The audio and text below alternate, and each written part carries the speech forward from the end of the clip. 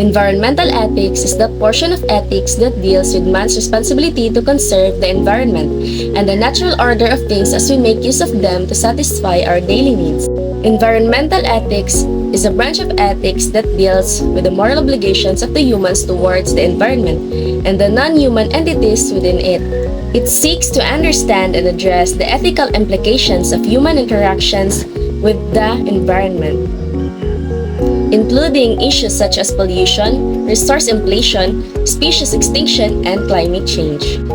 At its core, the environmental ethics explores questions about the value of nature, the rights of non-human beings, and the responsibilities of humans towards the environment.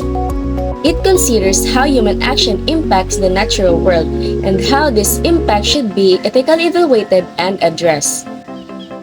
There are various perspectives within the environmental ethics, including anthropocentrism, human-centered, biocentrism, life-centered, and ecocentrism, ecosystem-centered, each offering different ways of understanding and approaching ethical issues related to the environment.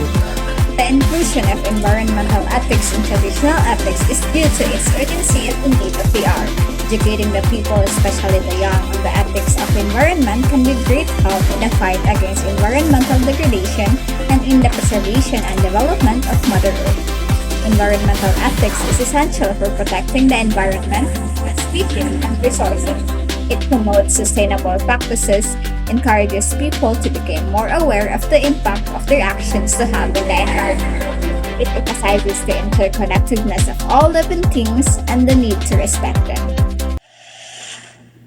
Sari-saring uri ng mga iligal na pinutol na kahoy ang nasabat ng mga otoridad sa lalawigan ng Apoy may bumabagsak na lava mula sa Mount Banahaw pasado alas 6 kagabi. Yun pala'y nilalamon na ng apoy ang paligid ng crater kahapon. Tanaw pa rin ang makapal na usok mula sa sulfur vents malapit sa tuktok ng Mount Apo. Nalaman ang pagbaha sa pagkakaingin sa kabundukan kaya hindi na nito napigil ang This is the last remaining watershed in north-central Mindanao. It's supposed to be protected land, but there's less than 10% of the forests left. This is not a landfill. This is the ocean.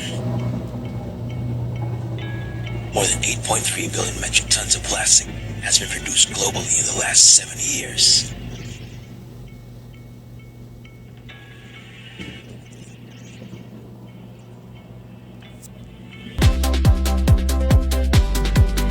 What are some mundane human activities in your community that cause destruction to the environment? Numerous human activities such as pollution, deforestation, combustion of fossil fuels, and overpopulation impact the physical environment. These kinds of changes have led to undrinkable water, poor air quality, soil erosion, and climate change. In our community, deforestation is one of the major factors where our place experiences flooding every year because people in our community have been exploiting trees for personal use or due to commercial demand. Deforestation has greatly altered landscapes around the world. This detrimental effect may have an impact on human behavior and can lead to more complicated issues for humans in the future.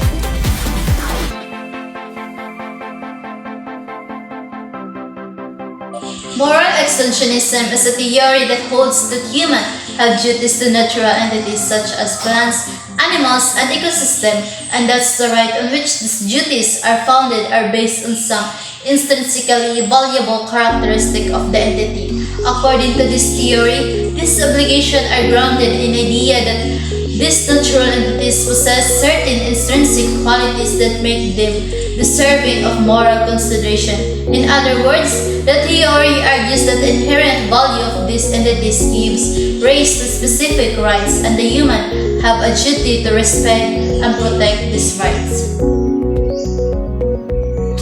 On the other hand, the degradation and even rape by some avaricious individuals of the environment has gradually formed the conscientization of people, especially environmentalists and lovers of nature.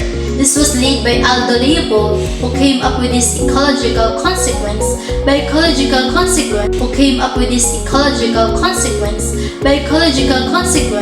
Leopold's made the awareness of man's true place as a dependent member of the biotic community. The basic principle is a thing of beauty is right when it tends to preserve the integrity and stability and beauty of the biotic community. It is wrong when it tends otherwise.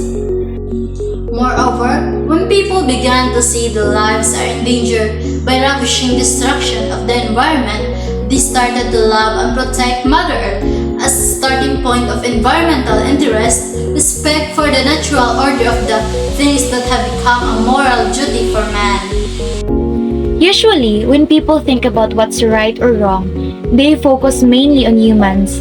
This means they think about how actions affect people.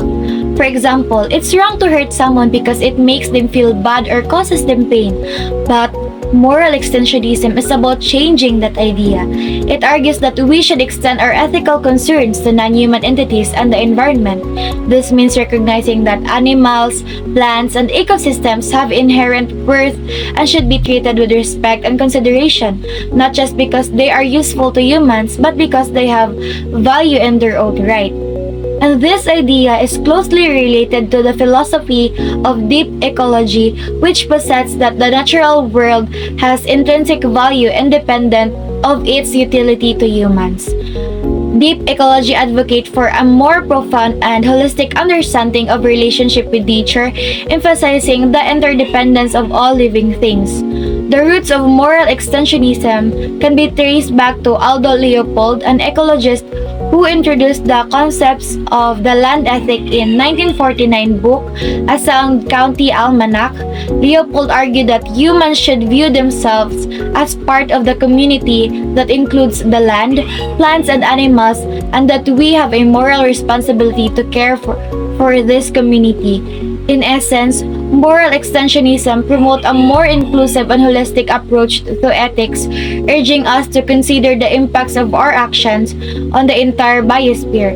It encourages us to move beyond a human-centered perspective and to recognize the intrinsic value of all forms of life and the environment.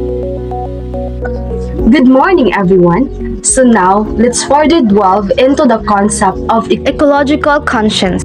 Being ecologically conscious requires people to treat the environment with respect and not exhaust or overstrip the environment of its capacity to support life. An example of ecological conscience is an individual choosing to reduce their carbon footprint by adopting sustainable practices in their daily life. For instance, they might decide to, number 1, use public transportation. Instead of driving a personal car, they opt for buses, trains, or bicycles to reduce greenhouse gas emissions. Number 2, minimize waste. They practice recycling and composting and avoid single-use plastics by using reusable bags, bottles, and containers. Number 3, conserve energy. They make their home energy efficient by using LED bulbs, unplugging devices when not in use, and investing in renewable energy resources like solar panels. Number 4, support sustainable products. They buy products made from recycled materials, support brands with sustainable practices, and prefer local and organic foods to reduce the environmental impact of transportation and chemicals. By making these choices, the individual demonstrates a commitment to protecting the environment, reflecting their ecological conscience. Ecological conscience in moral extensionism means extending our moral considerations to include the natural environment and all living things, not just humans. It's about recognizing that nature, animals, plants, ecosystems has its own value beyond just being useful to us. This perspective sees everything in nature as interconnected, where the health of one part affects the whole system. Good morning, everyone. Today I'm going to discuss the man's moral obligations. So morality is fundamental aspects from human existence, shaping our interactions, decisions, and relations. Man's moral obligations are the responsibilities and duties that individuals have towards themselves, others, and societies as a whole.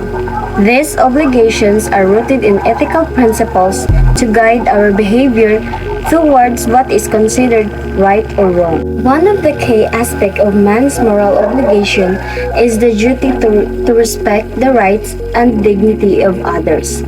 This includes treating people with fairness, kindness, and compassion, regardless of their backgrounds, beliefs, or status. By upholding the right of others, individuals contribute to a more just and harmonious societies. For example, John encounters a homeless person asking for help on the street. John is faced with a moral decision, whether to ignore the person and continue on his way or to stop and offer assistance. In this situation, John's moral obligations come into play.